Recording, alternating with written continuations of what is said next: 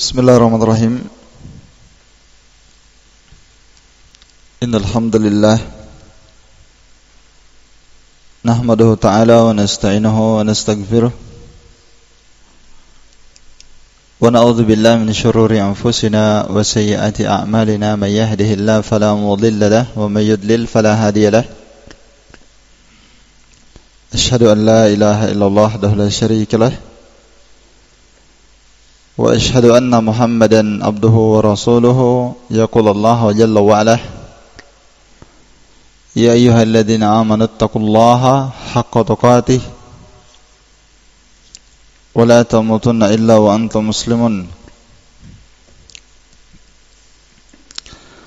Wa qawluhu ta'ala, ya ayyuhalladzina amanu taqullaha wa qulu qawlan sadida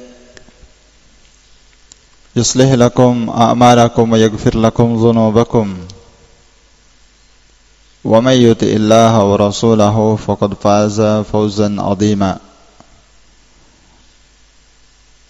Fa inna asdaqal hadithi kitabullah wa khairal hadi hadi Muhammadin sallallahu alaihi wasallam wa syarrul umuri muhdatsatuha fa inna kulla muhdatsatin bid'ah wa kullu bid'atin dhalalah wa kullu dhalalatin finnar. Ikhwani fid din, a'azni Allah wa iyyakum rahimani wa rahimakumullah jami'an. Alhamdulillah, kita lanjutkan kembali kajian kitab Minhajus Salikin wa Tadhihul Fiqh fid Din karya Al-Allamah Al-Faqih Abdurrahman bin Nasir As-Sa'di rahimahullahu taala. Dan kita sekarang berada pada majelis yang ke-49 dari kitab ini. Alhamdulillah, kita telah menyelesaikan wajib-wajib salat ya pada pertemuan yang terakhir. Sekarang Syekh Abdurrahman masuk membahas sunnah-sunnah salat. Iya. Kita baca matan di kitab ini. Setelah Syekh Abdurrahman As-Sa'di rahimahullah menjelaskan tentang wajib-wajib salat, dan beliau menyebutkan ada 7 wajib salat. Yang pertama tasyahud awal, yang kedua takbiratul ihram, naam. Kemudian yang ketiga bacaan subhana rabbiyal azim ketika ruku. Kemudian yang keempat bacaan subhana rabbiyal a'la ketika sujud. Kemudian yang kelima bacaan rabbighfirli ketika duduk antara dua sujud. Ya, semua bacaannya marratan wahidah, bacaan satu kali. Satu kali bacaan itu kadar wajibnya. Tambahannya hukumnya sunnah.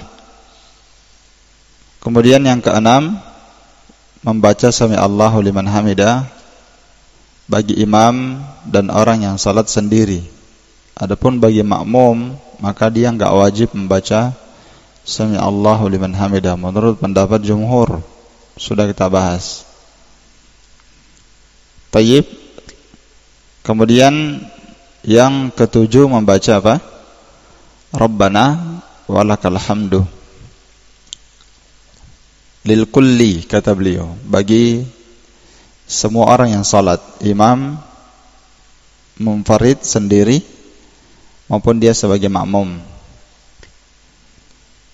Dan di sana sebenarnya masih ada ya perkara-perkara yang diperselisihkan para ulama antara sunnah dan wajib. Nanti akan saya singgung di pembahasan sunnah. Di pembahasan sunnah-sunnah salat nanti kita bahas dan kita dudukkan pembahasannya.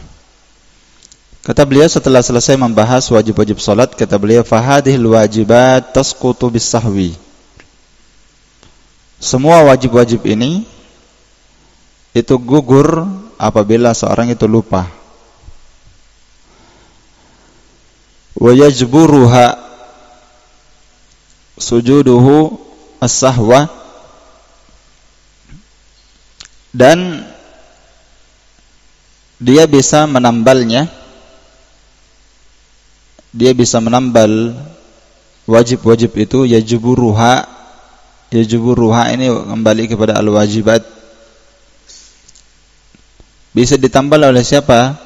Sujuduhus sahwa, ketika dia sujud sahwi. Jadi sujud sahwinya ini bisa menambal apa? Bisa menambal kewajiban. Artinya taskut, gugur. Maksudnya taskut, tidak perlu dia ulang dan tidak perlu dia tambah. Itu makna taskut. Tidak perlu dia ulang, dia tambah. Ya, seperti dia meninggalkan rukun atau syarat. Wa kadza bil jahli, demikian pula al-wajibat taskut. Jadi bil jahli ini ma'tufnya kepada bis sahwi sebelumnya. Diperhatikan ya. Wa kadza al-wajibat tasqutu bil jahli, maksudnya. Dan demikian pula kewajiban-kewajiban itu gugur apabila seorang itu jahil. Beda kalau dia rukun ya. Makanya kata para ulama, ar-rukun dan syarat la tasqut bis sahwi wala bil jahli. Ya lah? Baik. Rukun itu la tasqut bis sahwi wala bil jahli wala bin nisyan, walaupun lupa, la tasqut. Iya. Kalau wajib jelas ya, beda dengan rukun. Makanya waktu pembahasan tentang Al-Fatihah gugur ketika seorang mendapatkan ruku, ada 4 tempat ya kita sebutkan Al-Fatihah itu tasqut, gugur pada 4 jenis kondisi. Yang pertama ketika dia mendapatkan imamnya ruku, satu. Atau yang kedua, iya, dia tidak memungkinkan baginya untuk menyempurnakan bacaan Al-Fatihah. Apakah dia memang terlambat masuk atau memang imamnya terlalu cepat? Sudah kemarin tak? Terus yang ketiga, Al-Fatihah itu gugur ini bil jahli, karena dia jahil, atau karena yang keempat an-nisyan, karena dia lupa. Itu 2 tambahan disebutkan Syekh bin Baz rahimahullahu taala. Kalau dia misalnya sementara salat dia lupa baca Al-Fatihah, tasqut. Iya.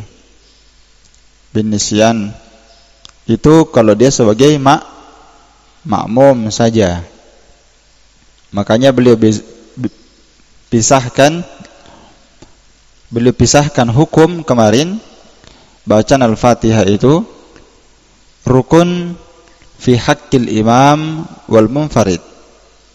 Iya tak?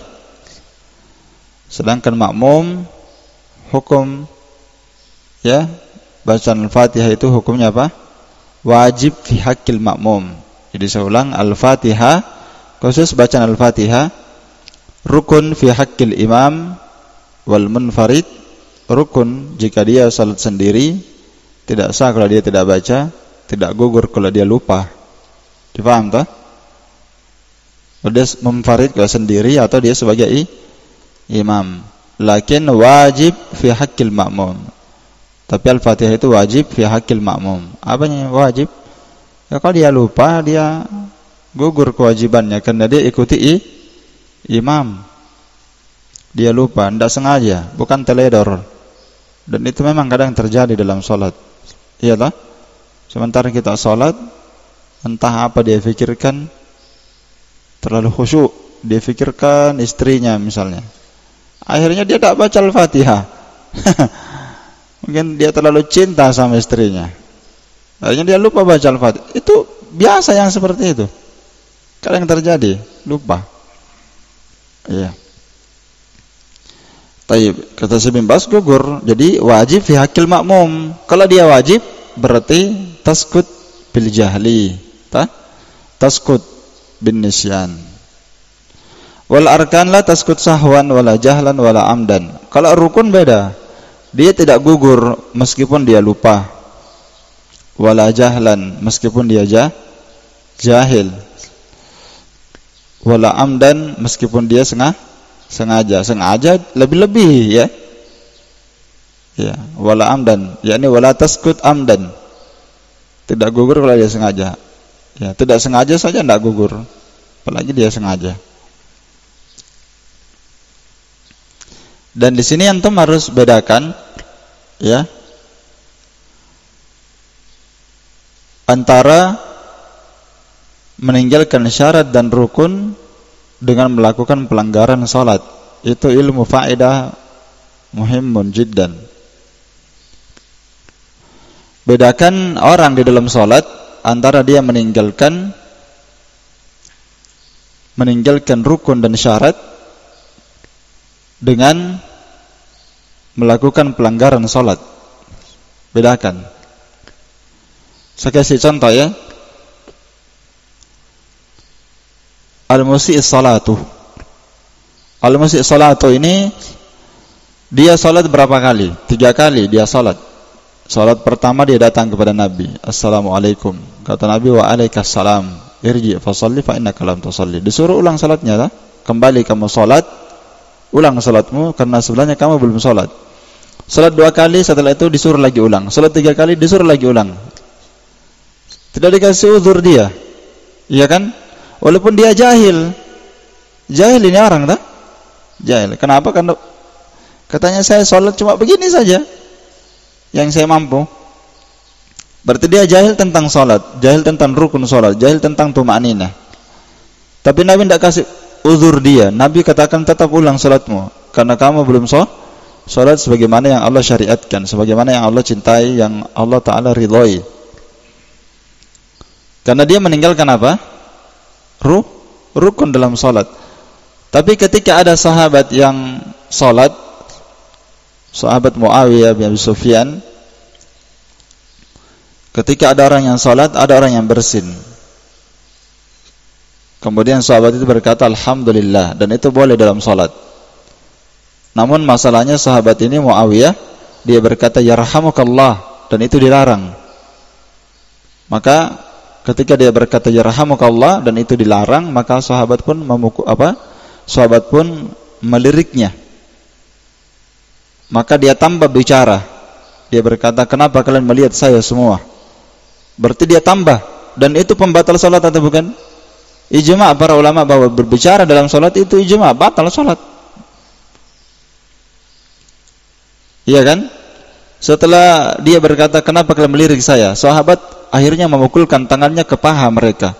Ditegur. Maka sahabat ini berkata, saya pun paham bahwa saya sedang ditegur. Maka setelah itu, setelah selesai salam, dia bersumpah, demi Allah, saya tidak pernah mendapatkan seorang pendidik yang lebih baik daripada Nabi SAW. Dia tidak mencela saya.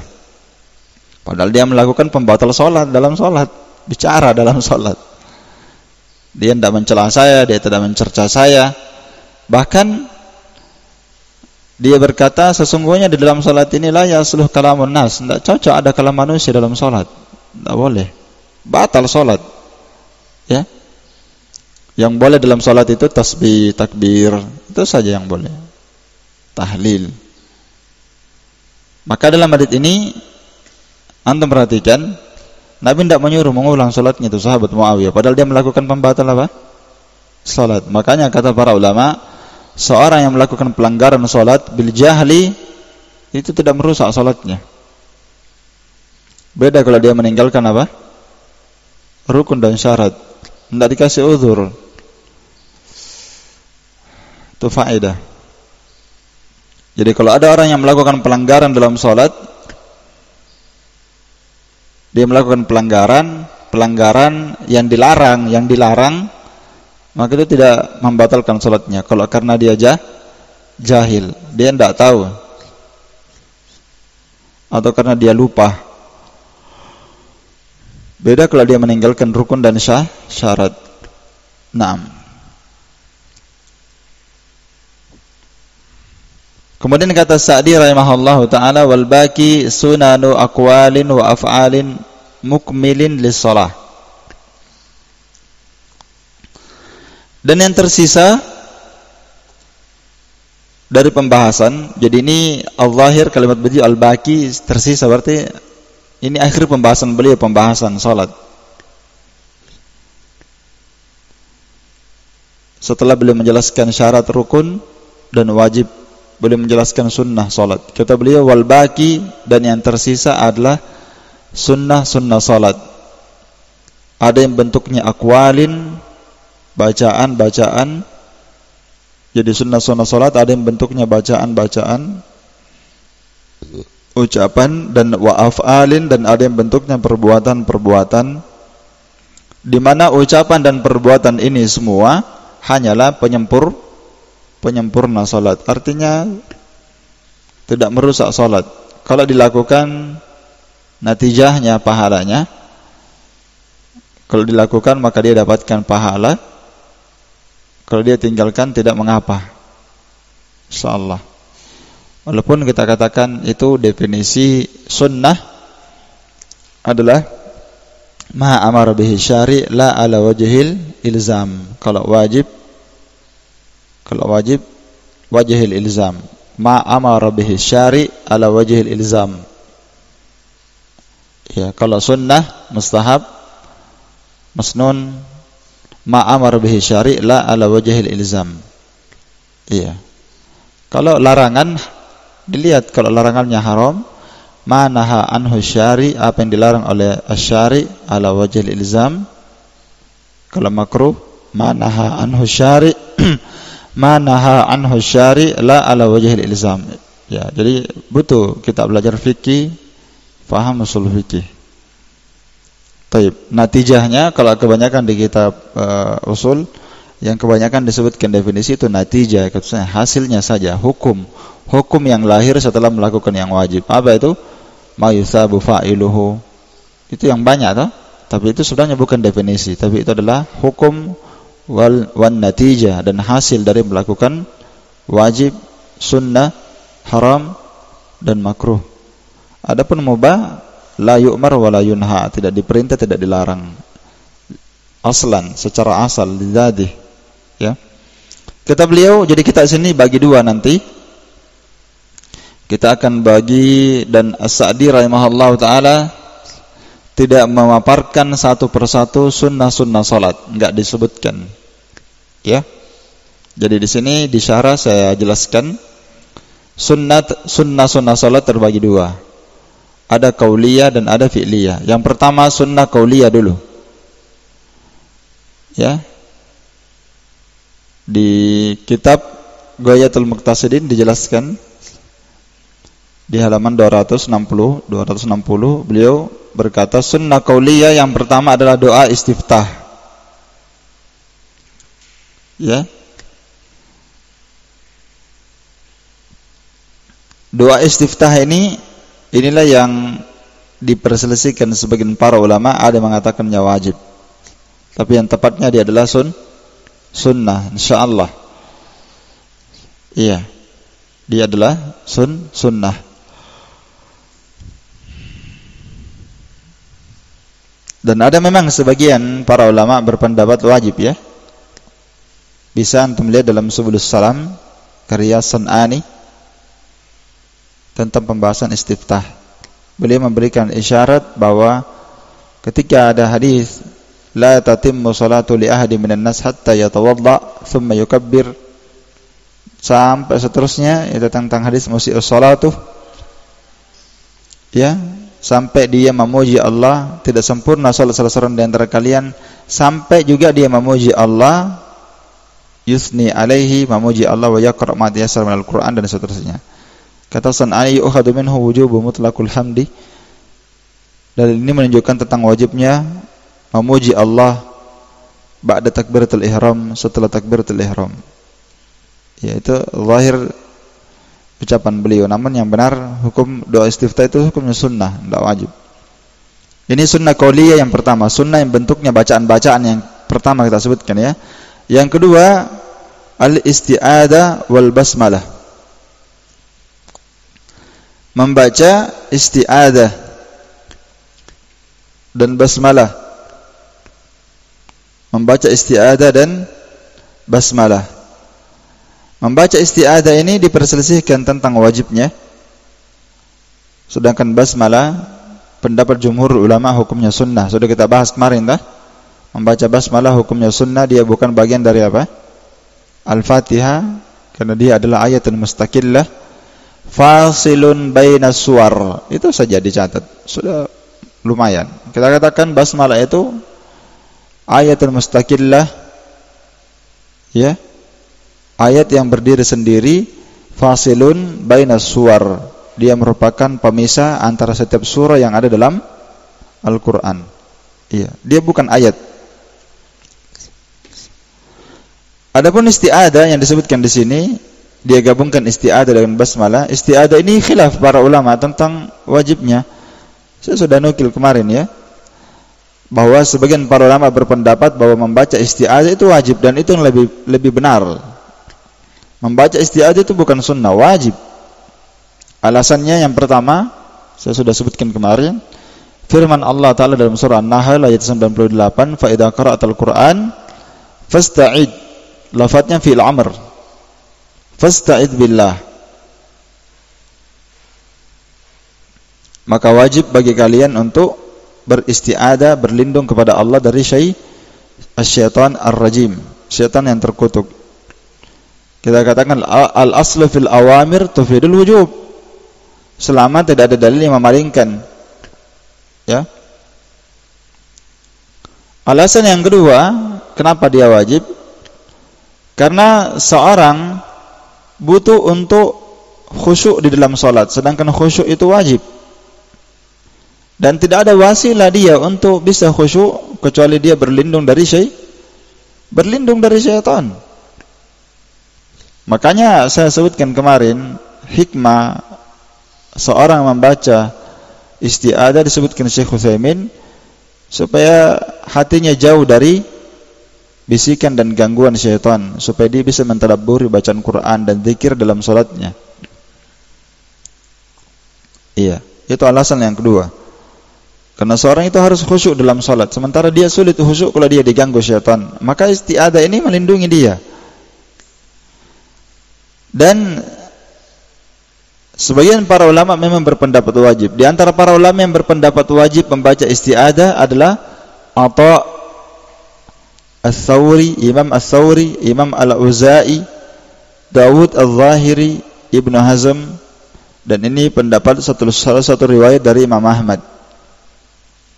Walaupun pendapat jumhur berpendapat mustahab, sunnah. Ya. Bahkan yang justru Imam Malik berpendapat mana'aha. Dia mengatakan tidak usah dibaca. Dan ini pendapat yang jauh dari kebenaran ya. Karena perintah Allah Ta'ala membaca Al-Quran itu berlaku umum dalam solat maupun luar solat. Yang penting baca Quran, kita disuruh beristi'adah. Tujuannya apa? Sudah berulang kali kita sebutkan. Tujuannya untuk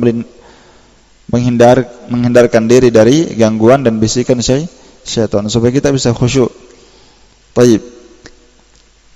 Jadi pendapat yang lebih kuat, isti'adah ini wajib.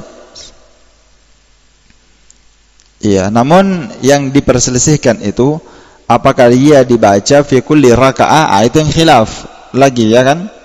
Sebenarnya ini juga tentang wajibnya khilaf ya. Khilaf. Kemudian tentang masalah setiap rakaat dibaca setiap rakaat atau tidak, itu juga sudah saya bahas. Ya, kemudian juga tentang masalah siyagul isti'adah, bentuk-bentuk isti'adah ada berapa kemarin? Ada 3 cara beristi'adah. A'udzubillahi minasyaitonirrajim 1.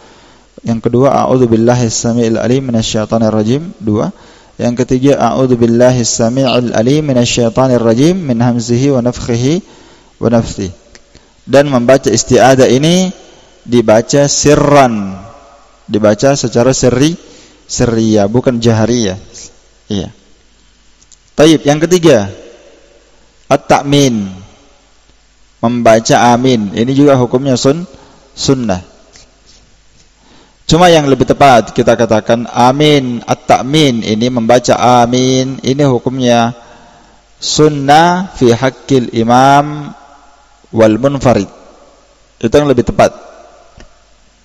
Kita katakan membaca amin ini hukumnya sunnah fi haqqil imam wal munfarid, bagi imam dan orang yang salat sendiri, hukumnya sunnah. Karena enggak ada dalil tentang perintah membaca amin bagi imam dan salat sendiri. Hukumnya sunnah. Adapun bagi makmum, kita katakan wajib membaca amin bagi makmum jika imamnya membaca amin.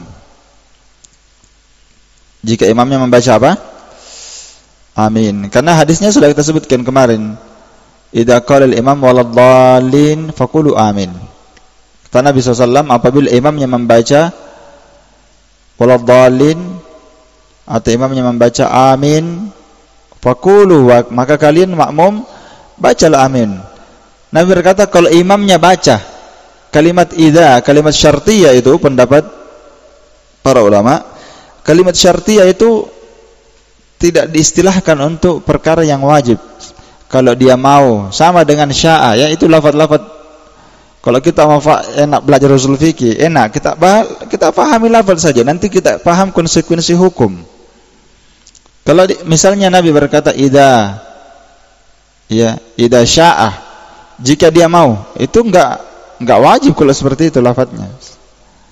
Iya. Sama kalimat arada, ingin. Seperti misalnya lafaz menyembelih, ya, ketika para ulama berselisih tentang sembelihan kurban, jumhur ulama berdalil dengan lafaz idza arada ayyudhi. Apabila telah masuk 10 hari bulan Dzulhijjah, tanggal 1 Dzulhijjah sudah masuk, wa arada, kata Nabi, dan dia ingin menyembelih, maka jangan dia potong kukunya, jangan dia cabut bulu yang ada di badannya dan seterusnya. Ya, kalimat arada itu tidak wajib, berarti itu yang palingkan kewajibannya. Sama dengan sabda Nabi SAW, sallu qabla al-maghrib, sallu qabla al-maghrib, sallu qabla al-maghrib. Itu kan lafaz wajib itu. Sallu, wajib. Sallu, salatlah kalian sebelum maghrib. Salat apa? Sunnah setelah azan maghrib, salat sunnah kalian.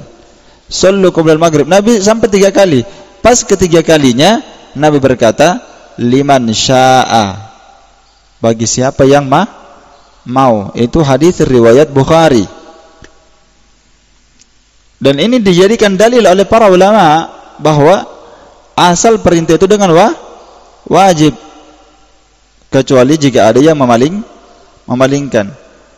Kalau Nabi berkata sallu qabla al-maghrib, tidak ada liman sya'a, maka salat sunnah sebelum maghrib jadi wajib dia, sampai ada dalil yang memalingkannya. Dipaham ya? Sama dengan azan. Menjawab azan itu lafadznya wajib. Lafadznya apa? Wajib. Idza sami'tumul muadzin faqulu misla ma yaqul. Kalau muadzin itu azan, faqulu, lafadznya wajib.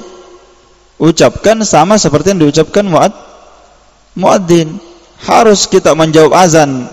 Kalau berdasarkan zahir di sini wajib. Tapi dalam hadis riwayat Muslim, Nabi SAW pernah azan, Nabi tidak menjawabnya.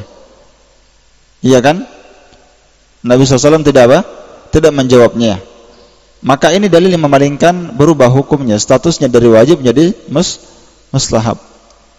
Jadi lafaz-lafaznya itu ada lafaz-lafaz yang memalingkan. Kalimat liman sya'a, kalimat idza arada, maka itu memalingkan kewajibannya. Memalingkan kewajiban. Iya. Sama di sini, idza qala al-imam, kalau imamnya membaca. Kalau tidak baca, berarti makmum tidak baca juga. Kata Nabi, kalau imamnya membaca amin, faqulu amin, ucapkan amin. Berarti kalau dia tidak baca, berarti tidak wajib dia baca. Jadi makmum, kata Imam Syaukani rahimahullah, makmum itu wajib baca amin, ya. Kalau imamnya apa? Imamnya baca amin. Kalau tidak baca, karena tidak wajib imam baca amin.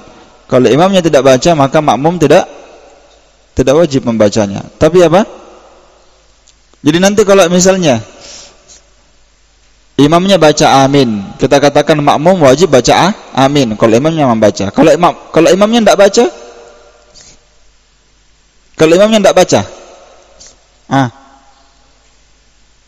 makmum kalau imamnya tidak baca amin, kembali ke asal sebelum diperintah. Apa asalnya? Sunnah dibaca. Boleh makmum membaca amin. Dia disunnahkan membaca apa? Dia disunnahkan membaca amin. Antum kalau tanya kenapa tetap dia baca sunnah, dia baca amin? Bacaannya imam itu sebenarnya bacaannya makmum. Itu benar. Tapi mengatakan gugur kewajiban, ini faedah disebutkan Syekh Utsaimin ya, satu tambahan faedah buat kita semua. Sebenarnya bacaannya imam itu bacaannya makmum. Cuma menjadikan bacaan imam mencukupi makmum tidak baca Al-Fatihah itu tidak kuat. Kenapa? Karena ada hadis yang memerintahkan kita baca Al-Fatihah. Tapi bacaan imam itu adalah bacaan makmum. Mana buktinya kata Syekh Utsaimin? Karena kita disuruh mengaminkan. Iya tak? Siapa yang disuruh mengaminkan? Makmum. Jadi diaminkan itu bacaannya imam. Biar tidak baca amin. Biar tidak baca apa? Amin. Makanya kita disuruh baca amin. Karena kalau dia baca amin, maka semua orang di belakangnya dapat pahala. Menunjukkan bahwa bacaannya imam juga bacaannya makmum. Kemudian yang keempat dari sunnah-sunnah salat yang bentuknya bacaan adalah membaca surah ya, atau sebagian surah. Maksudnya membaca satu surah atau sebagian surah pada setiap rakaat yang pertama dan kedua. Iya. Jadi rakaat pertama kedua baca surah. Adapun rakaat ketiga dan keempat itu bisa tidak baca surah, dan itu kebanyakannya. Dan bisa juga baca surah tapi kadang-kadang. Itu faedah. Jadi yang keempat, membaca surah di rakaat pertama dan kedua sunnah. Kemudian membaca surah yang saya maksudkan sini setelah Al-Fatihah ya. Iya, kalau Al-Fatihah enggak dibahas lagi. Kalau enggak dibaca ya batal. Jadi harus dibaca dalam seluruh rakaat, setiap rakaat. Yang kita bahas ini surah setelah Al-Fatihah. Membaca surah setelah Al-Fatihah di rakaat pertama dan kedua hukumnya mustahab. Itu rincian pertamanya ya, saya rincikan sini. Jadi membaca surah di rakaat pertama dan kedua hukumnya mustahab, sunnah. Demikian pula di rakaat ketiga dan keempat ya, tidak membaca surah, dan itu kebanyakannya. Tidak membaca apa? Tidak membaca surah di rakaat ketiga dan keempat. Namun boleh membaca surah di rakaat ketiga dan keempat kadang-kadang saja, ahyanan. Dan itu disebutkan juga dalam sifat salat Nabi karya Syekh Al-Albani rahimahullah taala ya. Baik. Boleh dia membaca surah tapi kadang-kadang saja. Iya. Kadang-kadang. Baik.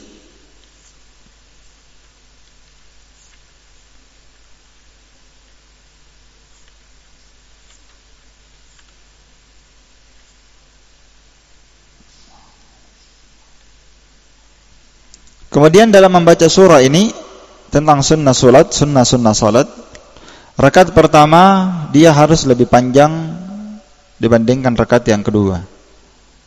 Jadi rakaat pertama lebih panjang bacaannya dibandingkan rakaat kedua, itu yang paling sunnah. Kemudian rinciannya lagi, 2 rakaat pertama harus lebih panjang dibandingkan 2 rakaat kedua. Kalau dia membaca surah di rakaat ketiga dan keempat. Misalnya dia membaca surah rakaat ketiga dan keempat, boleh. Tapi yang ahsan rakaat pertama dan kedua surah yang dia baca lebih panjang dibandingkan rakaat ketiga dan keempat. Sebagaimana rakaat pertama lebih panjang dibandingkan rakaat kedua. Itu rinciannya. Makanya ketika Sa'ad bin Abi Waqqas dilaporkan kepada Umar bin Khattab, masyarakatnya mengeluhkan Sa'ad. Padahal Sa'ad ini bukan orang sembarang. Dia katakan salatnya Sa'ad tidak bagus, begini dan begini. Dia tuduh Sa'ad bin Abi Waqqas. Maka Umar pun mendatangi Sa'ad di hadapan manusia. Lalu ditanyalah Sa'ad, bagaimana engkau salat mengimami kaum muslimin? Kata Sa'ad, sesungguhnya saya salat sebagaimana salatnya Nabi SAW. Gimana dia gambarkan? saya memanjangkan rakaat pertama dibandingkan rakaat kedua. 2 rakaat pertama lebih panjang dibandingkan 2 rakaat kedua. Jadi itu amalannya Nabi SAW. Kalau dia membaca surah di rakaat ketiga dan keempat boleh, tapi kadang-kadang saja. Iya, seperti itu. Kemudian yang kelima, takbir intikal. Bacaan takbir intikal di sini dimasukkan sunnah salat, dan itu sudah kita bahas kemarin, ada khilaf. Dan takbir intikal ini masuk di pembahasan wajib salat. Iya.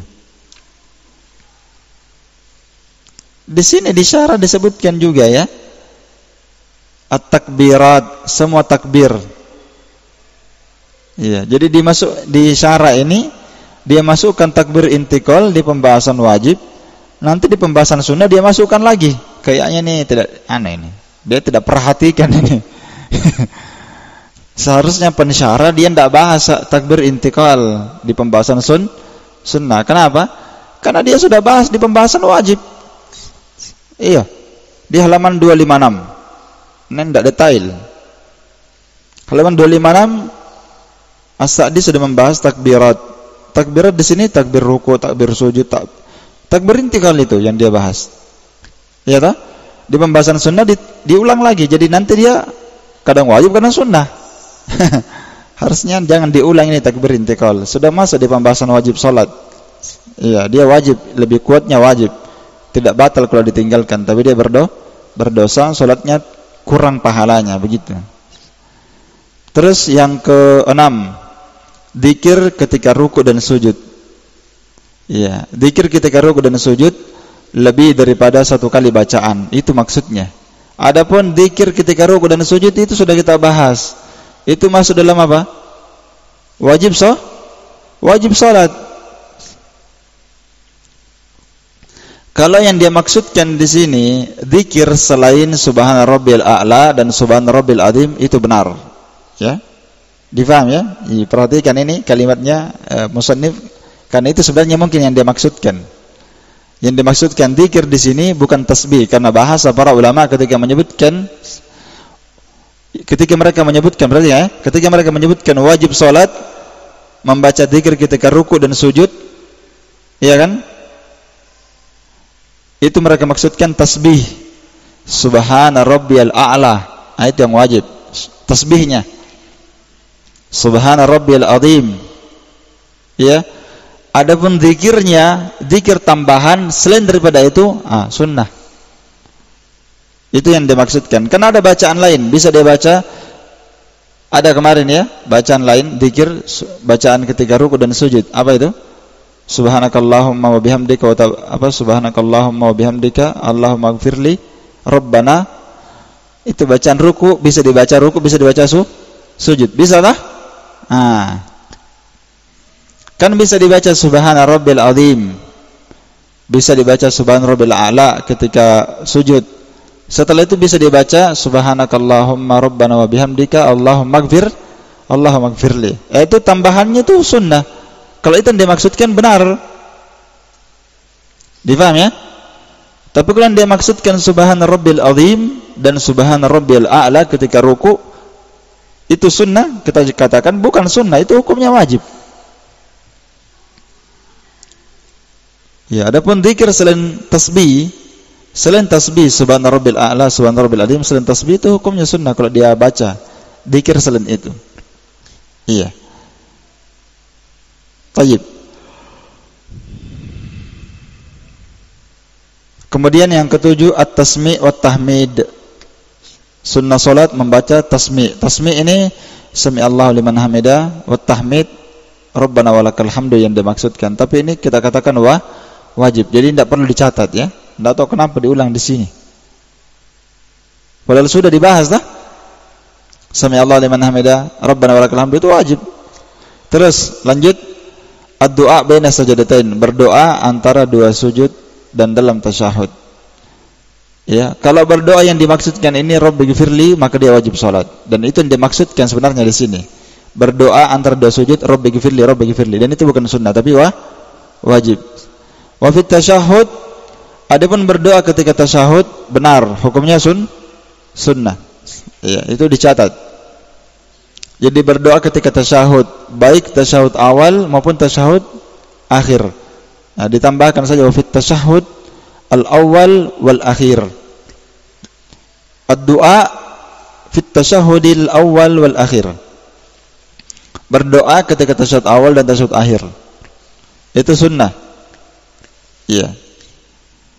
Kemudian berselawat kepada Nabi SAW dalam tasyahud. Itu juga benar ya.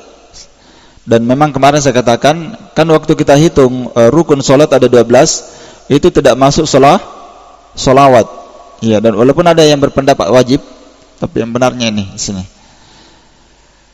Iya. Sunnah salat. Ini bacaan-bacaan. Yang ke-10, yang terakhir di sini. Sunnah-sunnah salat yang bentuknya bacaan adalah salam yang kedua. Salam yang kedua dari salat. Salam yang kedua. Adapun salam yang pertama dia rukun salat. Salam yang kedua hukumnya sunnah. Kemudian lanjut sunnah-sunnah salat yang bentuknya perbuatan. Yang bentuknya perbuatan. Sunnah-sunnah salat yang bentuknya perbuatan. Yang pertama mengangkat tangan pada 4 tempat. Antum sudah tahu dah? Mengangkat tangan pada 4 tempat ketika takbiratul ihram, ketika meruku, ketika bangkit dari ruku, dan ketika bangkit dari tasyahud awal menuju kepada rakaat yang ketiga. 1. Yang kedua, meletakkan tangan kanan di atas tangan kiri, bersedekap. Itu juga sunnah. Adapun meletakkannya terserah, mau di dada, di bawah dada, di atas pusar atau di bawah pusar. Ini sunnah yang kedua. Sunnah yang ketiga, at-tafriq bainal qadamain yasiran. Apa ini?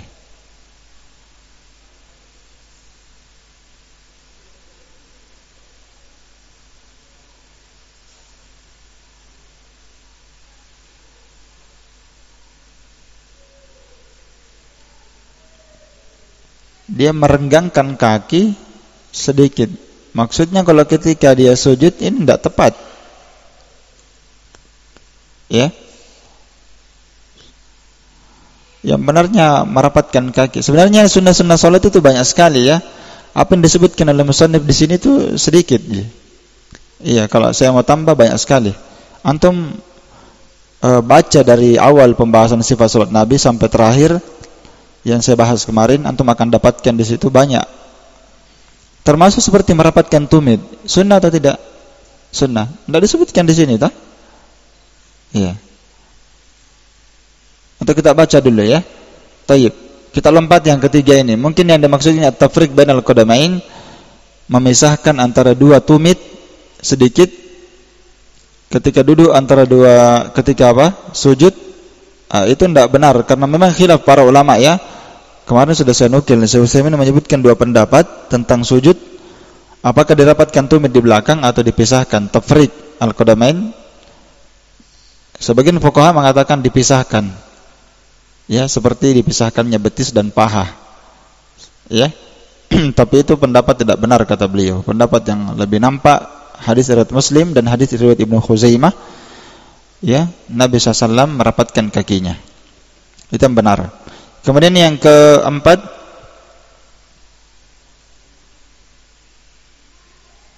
menjaharkan salat ketika salat jahriyah dan membaca sir ketika salat sirriyah. Itu juga sunnah. Ya. Dan ini sebenarnya masuk di pembahasan bacaan ya.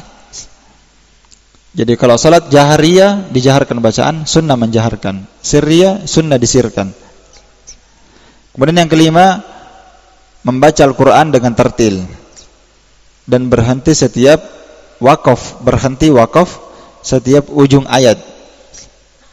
Ya, itu sunnah juga. Jadi kemarin sudah saya singgung ya, bacaan Al-Fatihah, Alhamdulillahirabbil alamin, singgah, Ar-Rahmanir-Rahim, singgah, wakaf. Ya, itu sunnah. Kemudian yang keenam, at-takhfif wa at-tatwil fil qira'ah ala ma taqaddam. Membaca bacaan panjang dan pendek membaca Al-Quran dengan bacaan panjang dan pendek sesuai dengan apa yang telah dijabarkan. Apa ini maksudnya? Tergantung bacaannya. Kalau dia salat subuh maka dia baca tiwalul mufassal. Kalau salat maghrib dia baca apa? Qisarul mufassal. Sisanya isya, zuhur dan asar dia membaca wasatul mufassal. Jadi takhfif dan tatwil dalam bacaan sesuai dengan apa yang telah berlalu. Itu globalnya ya, golabiahnya. Kadang boleh keluar dari asal. Salat subuh baca surah pendek kalau ada sebab. Kadang-kadang salat maghrib kadang membaca surah yang panjang. Demikian pula salat zuhur wasatul mufassal kadang dibaca surah yang panjang. Dan demikian pula tergantung keadaan orang yang salat di belakangnya. Seperti hadis Nabi SAW, tadinya saya ingin memanjangkan salatku. Setelah itu saya mendengarkan seorang anak menangis. Dan saya tahu perasaan ibunya ini sangat berat terhadap anaknya. Maka saya pun memendekkan bacaanku. Ini sebab yang bisa memberikan pengaruh orang berubah bacaan. Baik. Sebab yang kedua, dia lihat kondisi orang yang ada di belakangnya. Kata Nabi SAW, lihatlah orang yang hadir di belakang kalian. Jangan kalian panjangkan bacaan kalian, karena di belakang kalian ada orang tua dan ada orang yang sakit. Jadi dilihat kondisi antara at-takhfif dan at-tatwil. Kalau dia salat sendiri, maka dia pilih mana yang paling nikmat baginya. Kalau dia salatnya panjang dia suka, ya dia panjangkan. Kalau dia salat berjamaah, maka dia lihat maslahat. Maslahatnya siapa? Jangan maslahat pribadinya dia lihat. Dia masih muda, kuat, baca Al-Baqarah. Orang tua di belakang sudah hampir runtuh. Ya, jangan seperti itu. Iya. Terus yang ketujuh, qabdur rukbatain wal bil yadain. Menggenggam lutut dengan tangan ketika ruku. Ya. Iya. Ini sudah kita bahas ya. Ketika ruku, posisi-posisi ruku itu ibadah sunnah semua dijelaskan di situ. Tangannya begini, punggungnya begini, kepalanya begini. Ketika sujud juga, semuanya itu kan sunnah semua itu pembahasan. Kalau mau dirinci satu persatu, tidak bisa. Banyak sekali. Posisi ruku saja, ibadah sunnah di situ banyak. Posisi tangan, ya kan? Iya, menggenggam. Kemudian posisi siku dibuka lebar. Ya, kemudian dia menggenggam lutut. Kemudian bagaimana posisi punggungnya, bagaimana posisi kepalanya. Sama ketika sujud, sejajar dengan bahu, bisa sejajar dengan telinga, telapak tangannya, sikunya dibuka lebar dalam kondisi dia sebagai imam atau dia salat sendiri. Kalau makmum agak sulit karena dia harus bersama kaum muslimin di samping kiri kanannya. Iya. Kemudian yang ke-8, al-bada'atu biwad'il yadain qabla rukbatain. Memulai meletakkan tangan kemudian lutut ketika sujud. Ini pendapat sebagian para ulama. Kita katakan khilaf. Ya. Boleh meletakkan tangan dulu berlutut ketika turun bersujud, boleh lutut dulu baru tangan. Dua-duanya boleh. Yang ke-9, menjadikan kepala bainal kaffain, antara dua telapak tangan ketika sujud. Maksudnya ketika sujud ini tangannya antum berada di antara kepala ini, ya, kepala berada di antara kedua tangan. Ya, begini maksudnya. Ya, jadi tangannya ini berada antara kepala ya maksudnya. Dan sudah kita sebutkan bisa sejajar bahu, bisa sejajar telinga. Hadisnya kemarin sudah disebutkan dalam sifat salat Nabi. Sama ketika takbiratul ihram. Jangan dia jauhkan tangannya dari kepalanya, jauh sekali. Karena dia lebarkan sikunya, akhirnya tangannya kalau sujud begini tangannya. Jauh sekali begini. Nah, itu keliru itu. Gulu. Terus yang ke-10, duduk ika' yang sunnah. Ya. Duduk ika' antara dua sujud. Jadi duduk ika' ini tempatnya ketika duduk antara dua sujud, dan itu dilakukan kadang-kadang saja, sudah kita bahas. Dan duduk iftirash ketika tasyahud awal. Iya. Iya, duduk iftirash ketika apa? Tasyahud awal. Terus yang ke-11, Wada'ul yadain al-fakhidain, meletakkan tangan di paha, ya, ketika dia duduk di dalam salat. Maksudnya ketika duduk antara dua sujud. Dan ini bukan cuma paha saja ya.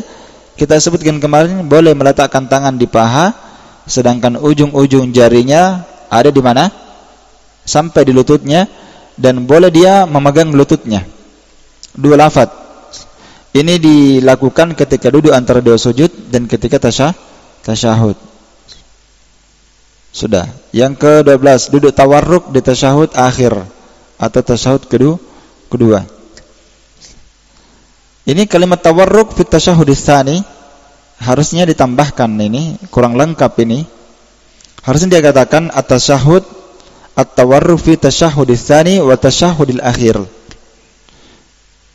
Bukan ya, afanya ayah, cocok sudah. Ayah, itu pendapatnya Syafi'i. Ya. Tawarruk di tasyahud akhir, yang satu kali tasyahud, itu pendapatnya Imam Syafi'i ya. Yang benarnya tasyahud kalau satu kali tasyahud duduknya iftirash. Iya. Terus yang ke-13, an-nazar ila sababah wal isyarah biha fi tasyahud.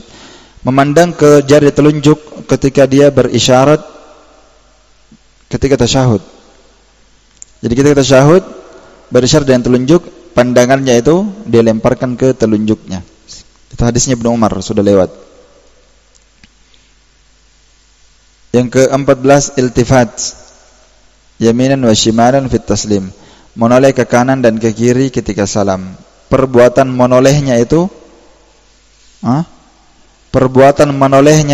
sunnah. Bacaan assalamualaikumnya rukun. Jadi bedakan bacaan dengan perbuatan. Sama takbiratul ihram. Banyak tanya ya, apa hukumnya takbiratul ihram?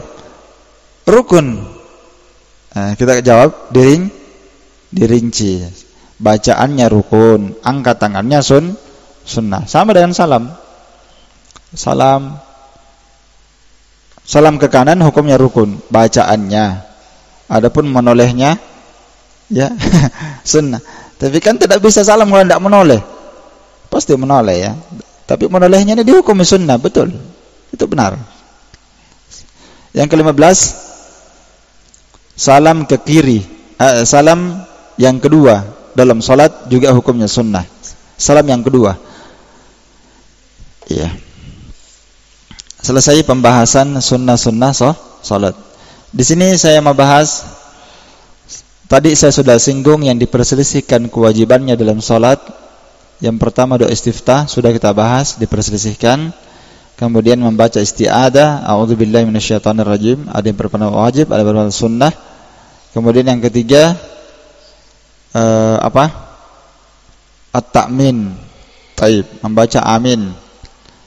Ya, dan itu wajib bagi makmum dengan syarat kalau imam baca amin. Dan diperselisihkan wajibnya dalam salat. Dan termasuk yang diperselisihkan tentang wajib dan sunnahnya dalam salat adalah menggunakan sutrah. Iya. Menggunakan apa? Sutrah. Dan ini tidak kita singgung, iya tak? Apa hukum menggunakan sutrah dalam salat? Ya, ini sebelum saya maju di pembahasan selanjutnya yang dijelaskan oleh Sa'di rahimahullah, saya bahas dulu tentang hukum sutrah dalam salat. Pembahasan sutrah ini panjang pembahasannya ya. Panjang pembahasan sutra ini. Ya, kita mau bahas definisi sutra 1. Yang kedua hukum menggunakan sutra 2. Sudah 2 itu. Yang ketiga apa saja yang disunnahkan untuk dijadikan sutra 3. Yang keempat miqdar sutra, kadar tingginya sutra yang boleh kadar minimal sutra yang bisa dijadikan sutra penghalang. Berapa kadar minimalnya? Iya. Itu pembahasan sutra. Ya. Kemudian di antara fungsi sutra, apa fungsinya? Ya, tidak boleh menghalangi, tidak boleh membiarkan orang lewat di depan orang yang salat. kemudian apa yang bisa merusak sholat, itu di pembahasan sutra dibahas. Di pembahasan apa? Sutra. Baik. Kita bahas sutra dulu ya. Pertama definisi sutra dulu kita bahas. Definisi sutra adalah ma yaj'aluhu al-musalli amamahu liman il-murur baina yadayhi. Ma yaj'aluhu al-musalli amamahu. Sutra itu definisinya ini saya kasih poin-poin ya. Ya, saya tidak bisa lambat ini karena waktu tidak mencukupi. Jadi saya agak cepat. Jadi yang pertama pembahasan sutra, definisi sutra dulu kita bahas. Definisi sutra adalah apa yang dijadikan oleh orang yang sholat amamahu di depannya. Tujuannya apa? Liman il-murur baina yadayhi. Untuk menahan orang yang berlalu di depannya. Itu definisi sutra. Jadi sutra ini dia buat, tujuannya dia buat disimpan di depannya supaya enggak ada orang yang berlalu antara dia dengan sutranya tersebut. Iya. Pembahasan sutra ya, tentang disyariatkannya sutra. Tidak ada perselisihan para ulama bahwa sutra itu disyariatkan, namun berselisih tentang wajib dan sunnahnya. Adapun disyariatkan, sepakat. Di antara dalil-dalil tentang sutra ini sangat banyak sekali. Nabi SAW bersabda, la tusalli illa ila sutratin. Jangan kamu salat kecuali menghadap ke sutra. Wala tad'u ahdan yamurru baina yadayk. Jangan kamu membiarkan seorang pun berlalu di depanmu kecuali kamu harus tahan. Fa in aba faltuqatilhu. Jika dia enggan maka perangi dia. Fa inna ma'ahu qarin. Fa inna ma'ahu al-qarin, karena sungguh bersama dia syaitan. Iya. Banyak dalil-dalilnya ya disyariatkan. Namun apakah dia wajib atau sunnah? Pendapat yang terkuat yang kami pegang bahwa menggunakan sutra itu hukumnya wajib. Walaupun pendapat jumhur mengatakan sunnah, namun pendapat yang lebih kuat Al-Imam Syaukani dalam Sailul Jarrar mengatakan wajib. Iya. Kenapa wajib? Semua dalil tentang sutra itu lafadznya amar. Lafadznya apa? Fil amr. Bahkan Nabi berkata tadi, la tusalli, jangan salat. Jangan kamu salat kecuali menghadap ke sutra. Lafadz lain, lafadz wajibnya, idza shalla ahadukum falyastatir. Jika salah seorang di antara kalian salat, falyastatir, harus dia bersitir, pakai sutra. Ya. Dalam lafadz lain Nabi bersabda, idza shalla ahadukum ila sutratin falyadnu minha. Apabila salah seorang di antara kalian salat menghadap ke sutra, falyadnu minha, mendekatlah darinya.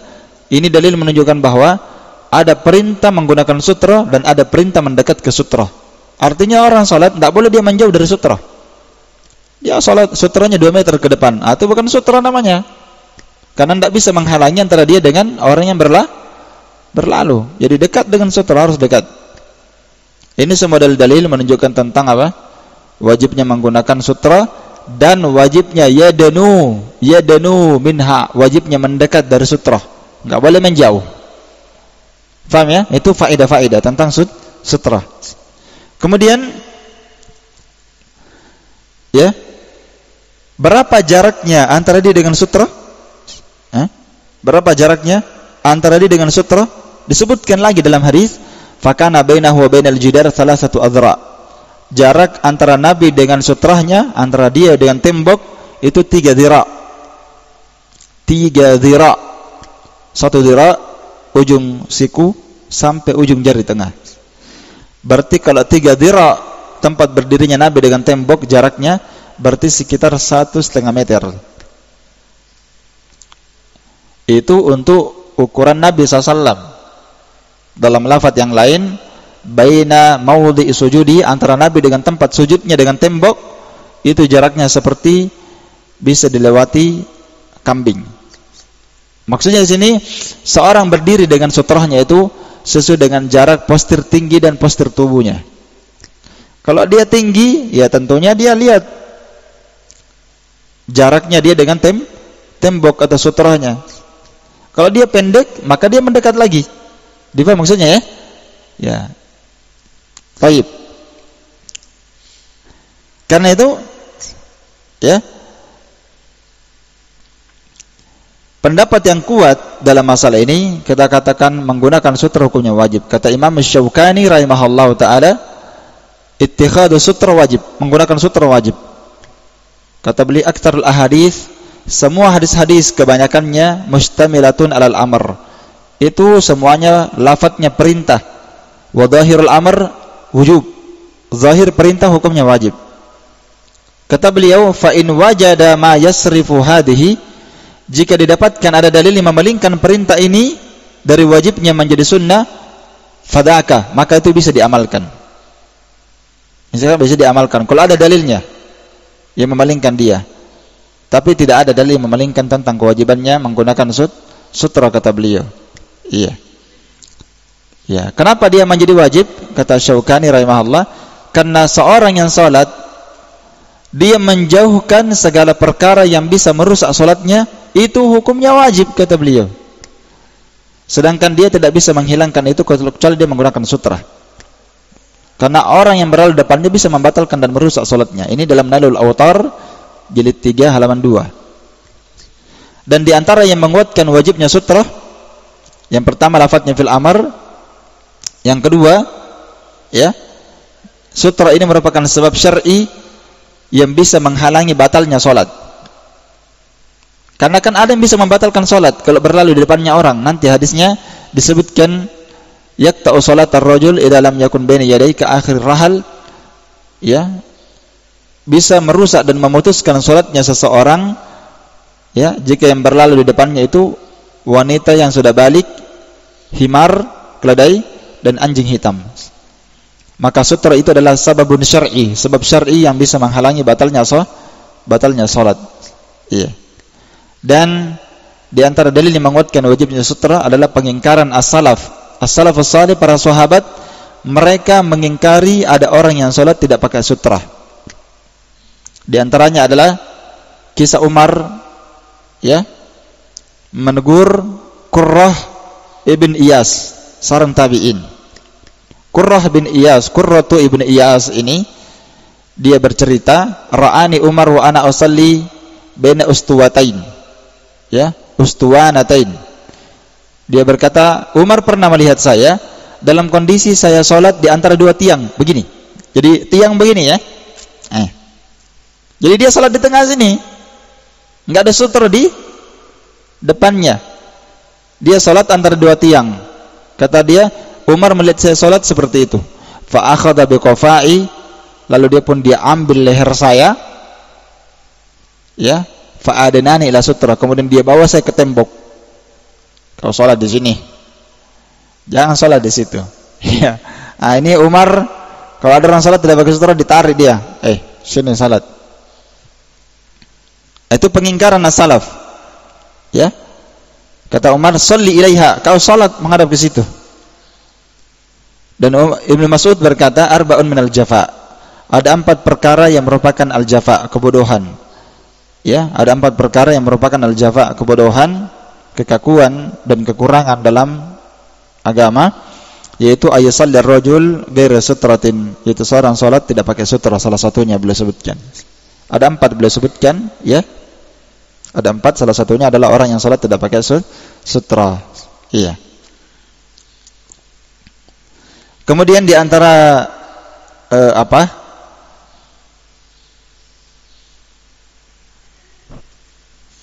sutra yang biasa digunakan Nabi SAW. Ini pembahasan selanjutnya. Sutra yang boleh digunakan sebagai sutra.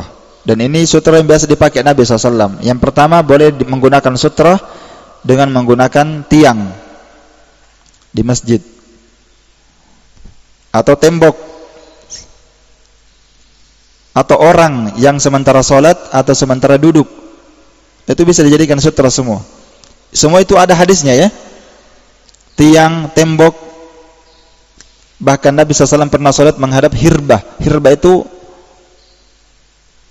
tombak yang di ujungnya besi. Nabi SAW sholat menghadap ke situ. Dan sholat menghadap ke hewan tunggangan. Nabi juga pernah sholat menghadap hewan tunggangan. Ya.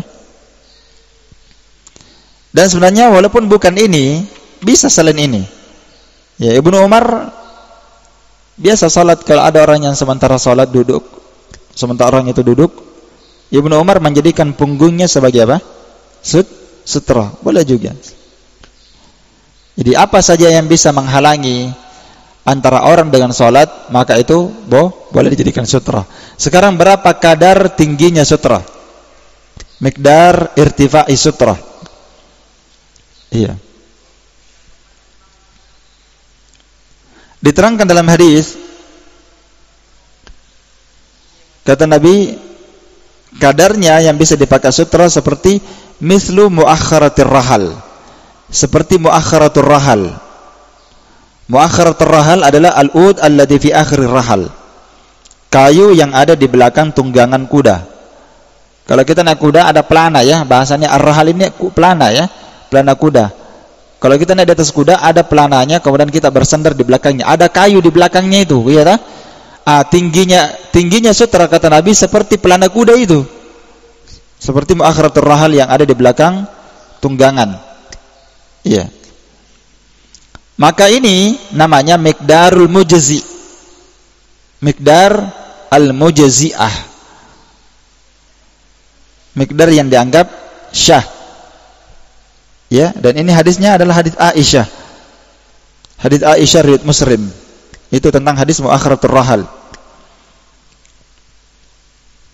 Maka seorang yang memiliki waktu yang cukup dan lapang, kalau dia mau ambil sutra, maka sepantasnya jangan dia mengambil sutra kurang daripada itu. Selama dia masih punya waktu yang lapang dan yang luas, waktu si'ah, waktunya masih luas, maka jangan dia mengambil sutra kurang daripada itu, ya, karena ini namanya kadar mujzi.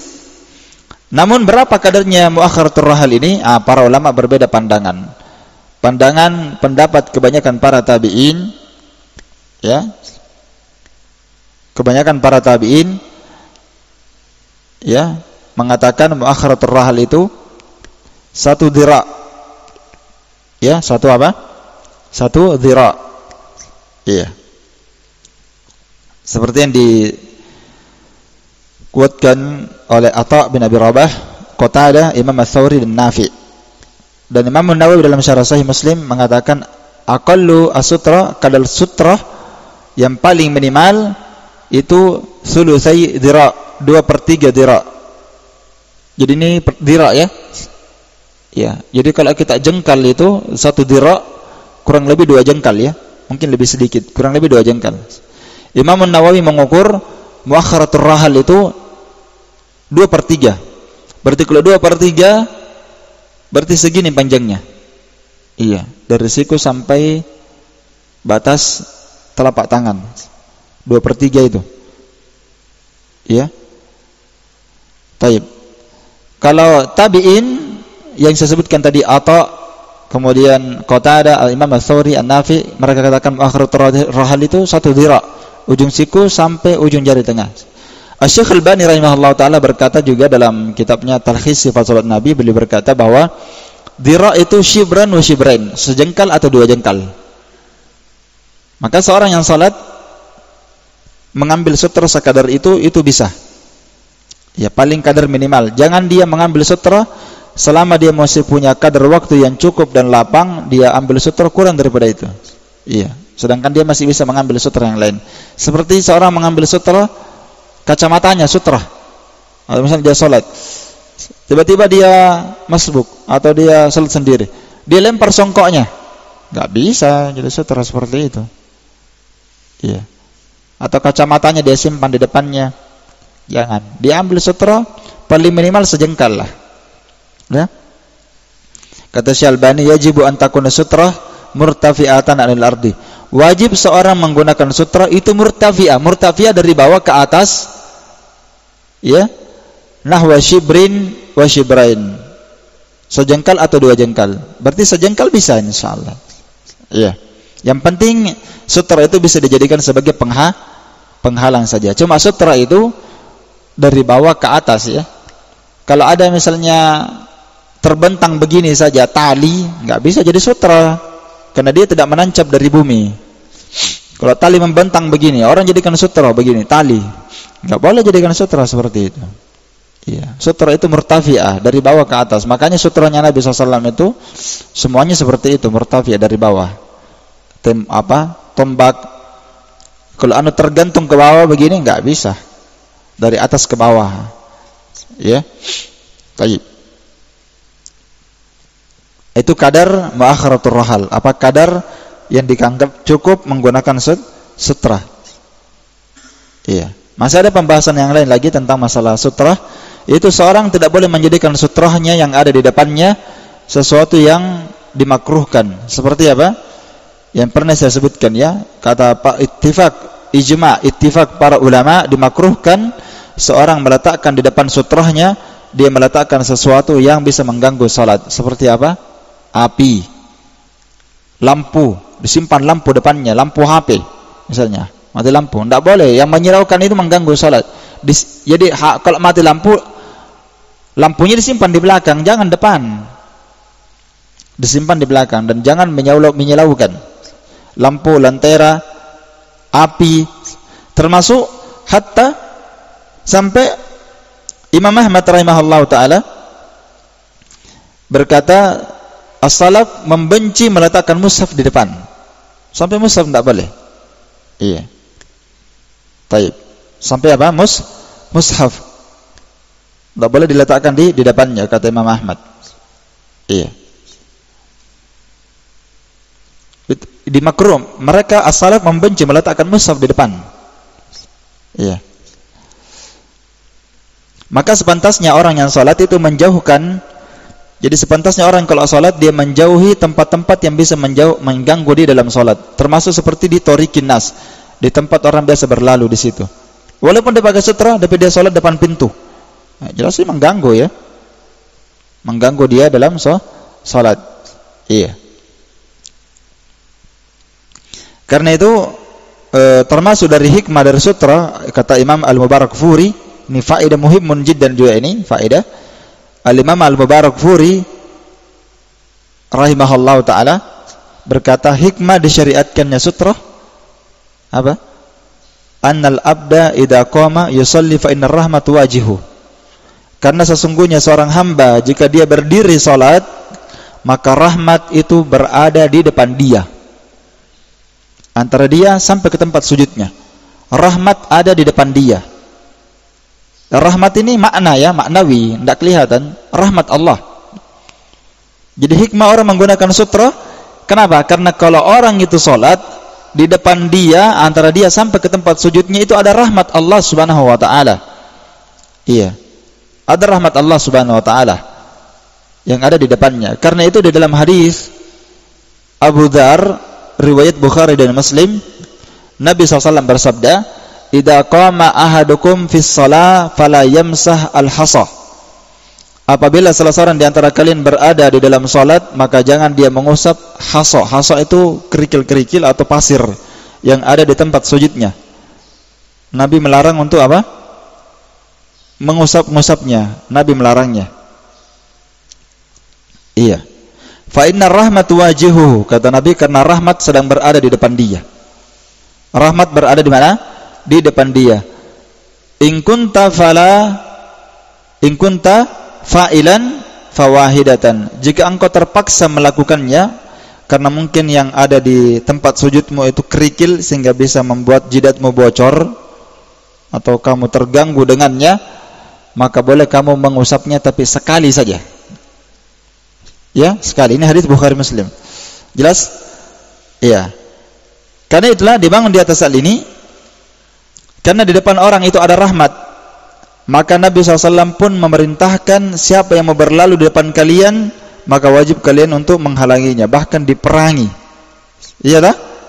Diperintahkan untuk diperangi. Karena itu ittifaq para ulama, dimakruhkan seorang yang salat, ya, ittifaq ulama ala karahatihi,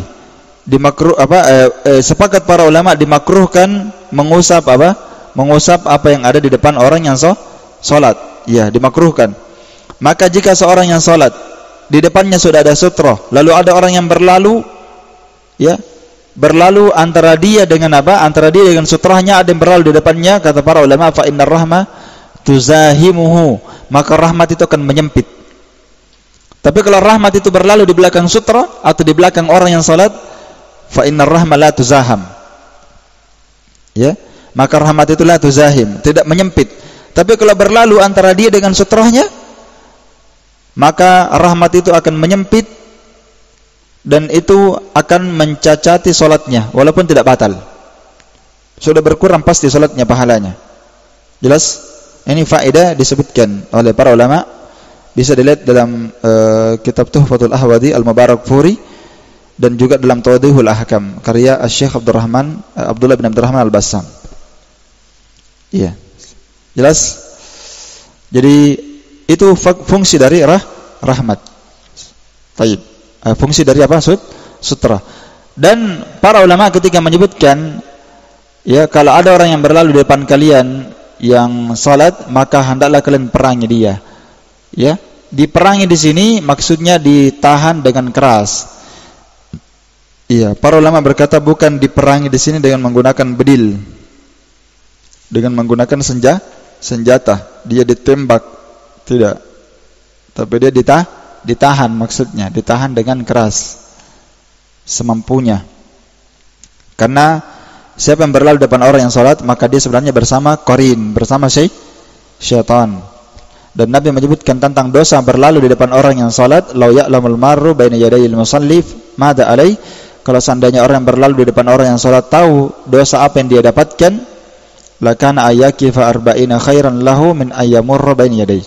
Maka niscaya dia berdiri di situ selama 40 lebih baik baginya dibandingkan dia berlalu di depan orang yang salat. Ini lafaz kata para ulama, ya, ditafsirkan birriwayah, ditafsirkan dalam sebuah riwayat 40 itu bi arba'ina kharifan. Ada lafaz menyebutkan ditafsirkan arba'ina kharifan. Iya. Arba'ina kharifan yakni aman, 40 tahun. Namun para ulama kebanyakannya mensyarah hadis ini berkata, ketika Nabi menyebutkan di sini arba'in, kalau seandainya orang berlalu depan orang yang salat itu tahu dosa apa yang dia tuai, dia dapatkan, maka dia berlili selama 40, itu lebih baik baginya dibandingkan dia berlalu depan orang yang salat. Ketika Nabi tidak menyebutkan 40, itu maksudnya wa'id. Maksudnya apa? Wa'id. Maksudnya ancaman. Ya, maksudnya ancaman. Karena dalam ilmu usul, kalimat jumlah itu tidak diinginkan, tidak dimaksudkan. Ya. Tidak ada pemahaman mukhalafahnya, ya. Ya, itu kalimat bilangan. Kalimat bilangan seperti ini kadang tidak dimaksudkan. Ya, kalau 40 tidak boleh, kalau 30 boleh. Ya, sama. Dan lafaz-lafaz seperti ini banyak dalam Al-Qur'an, ya. Ya, kadang diinginkan lafaz itu, kadang diinginkan dengannya mubalaghah. Sebenarnya, ya, tidak dimaksudkan itu bilangan, cuma dimaksudkan itu cuma mubalaghah untuk menekan. Sama misalnya, ya, seperti firman Allah Subhanahu wa taala dalam surat Taubah ayat 80. Allah berfirman, "Istaghfir lahum aw la tastaghfir lahum in tastaghfir lahum 70 marrah." 70 kali, ya kan? Fala yaghfirullahu lahum. Iya. Mohonkan istighfar kepada mereka, orang munafik itu, ya Rasulullah. Atau kamu tidak mohonkan istighfar kepada mereka. In tastaghfir lahum, karena mereka minta dimohonkan ampun karena mereka tidak pergi berjihad. Mohonkan kami ampun ya Rasulullah. Nabi orangnya adalah orang yang lembut hatinya.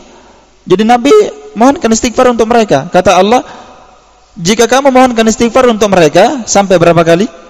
Sampai 70 kali. Allah tidak mengampuni mereka. Apa ada pemahaman mukhalafahnya ini 70?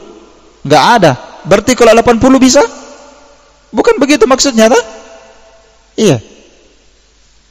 Jadi kata Allah, kamu mohonkan istighfar 70 kali, Allah tidak ampuni. Berarti kalau 71 bisa?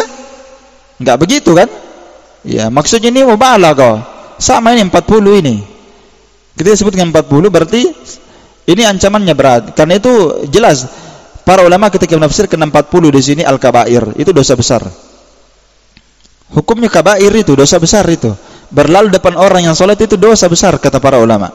Dan ini menunjukkan tentang wajibnya seorang menjauhi dari berlalu di depan orang yang salat, karena jangan sampai dia mendapatkan ancaman ini. Dan banyak orang bergampangan di sini ya. Yang penting kalau dia mau pulang ya, saya mau pulang, mau lewat. Ya, begitulah kalau orang jahil. Berlalu depan orang yang sholat itu dosa besar. Ya. Taib. Sekarang faedah muhimun jiddan. Bagaimana kalau ada orang yang sholat tidak pakai sutra, kita mau berlalu depannya? Berapa jarak yang kita diizinkan berlalu di depan orang yang tidak pakai sutra? Itu dibahas oleh para ulama. Berapa jarak yang wajib kita menjauhi berlalu di depan orang yang sholat?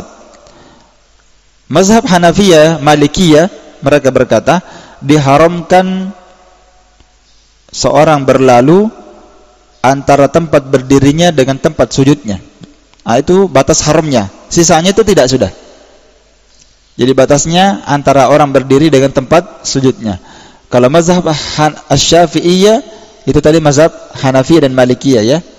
Kalau mazhab Syafi'iyah dan mazhab Hanabila, dia berkata batas haramnya itu salah satu adra, sekitar 3 dira dari tempat berdirinya orang salat. Karena hadisnya tadi sudah ada 3 dira, saya bahaslah. Nabi berdiri dengan tembok yang dia jadikan sutra, jaraknya berapa? 3 dira. Makanya Syafi'i berpendapat, dan Imam Ahmad dan pengikutnya Syafi'i dan Hanbaliyah berpendapat 3 dira. Itu kadar haramnya. Kalau sudah 3 dira lebih berarti boleh sudah. Adapun Ibnu Qudamah rahimahullahu taala berkata, ya, batasan boleh tidaknya berlalu di depan orang yang sholat itu sesuai dengan batas selama dia masih bisa menjangkau antum menghalangi. Sebatas apa? Dia bisa menjangkau menghalangi orang yang berlalu di depannya dengan menggunakan tangannya. Sebatas itu. Selama dia masih mampu menjangkau orang berlalu di depannya, maka di tempat itu tidak boleh orang berlalu. Itu kalau dia tidak berjalan ya. Kalau dia berjalan ya tentu jauh jaraknya. Ya. Jadi misalnya kalau perkiraan saya ya, sekitar 2 meter itu sudah aman. Misalnya ada orang sholat, dia tidak pakai sutra. Di mana kita lewat? Kita lewat di depannya sekitar 2 meter, itu sudah tidak terlarang. Karena antara dia dengan rahmat itu jaraknya sekitar antara dia dengan tempat sujudnya, atau sampai dia batasan jangkauan tangannya, atau sampai sekitar 3 dira, sekitar 1 meter lebih.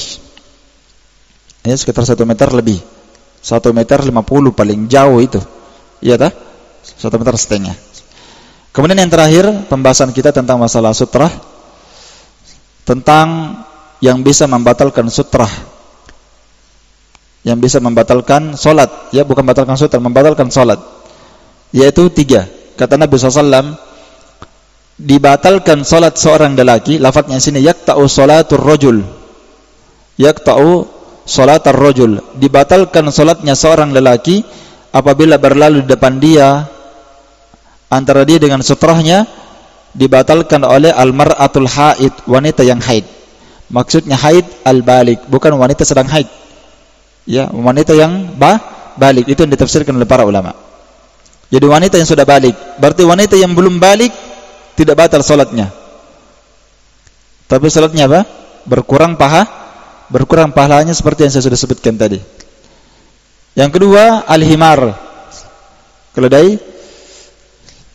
Yang ketiga, al-kalbul aswad, anjing hitam. Kata Abu Dzar, ya Rasulullah, ma balul aswad minal ahmar. Ada apa bedanya anjing hitam dan anjing merah? Kata Nabi, al-kalbul aswad syaitan. Anjing hitam itu syaitan. Jadi hanya 3 ini membatalkan salat seorang apabila berlalu di depannya antara dia dengan sutrahnya, maka dibatalkan oleh 3 ini. Dan ini pendapat Imam Ahmad, ya,